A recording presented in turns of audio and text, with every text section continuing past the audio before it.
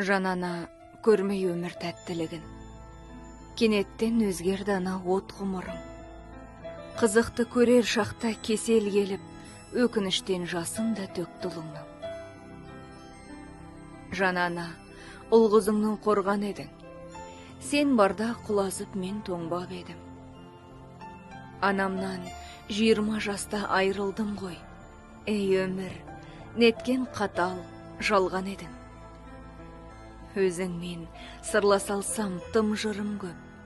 Қанжардай қадалады бұл төлім деп. Төрдегі нұр бейнеңе сырақтарам.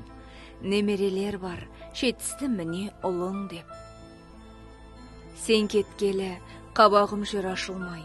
Әкем де жоқтап жүр ғой дәл осылай. Өзіңіз жоқ 10 жылда өте шықты.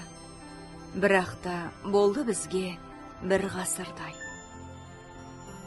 Анасыз мұн өмірге сыясың ба? Қуанышта болып жатыр ұясында. Жалғыз ұл аяқтанып ал қыздарды, әкешім қондырды өз қиясына. Атасын ер қанатта иемденді.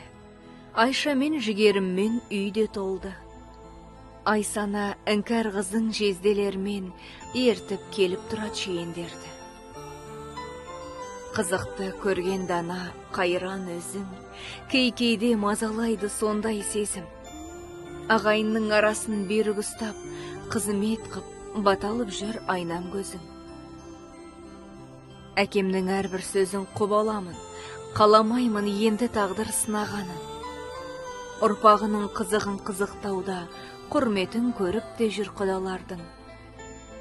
Ананың арт осылай жарасуда, өмір зулап, күнбе-күн жалғасуда. Өкініш өзегімді өртеп барат, қызықты көрсе деген анашымда. Тағдырдың салғанына бағынамыз, жұмағын нұрландыр деп жалынамыз. 10 жылда өте шықты бүгін міне, ас беріп, анашымда сағынамыз.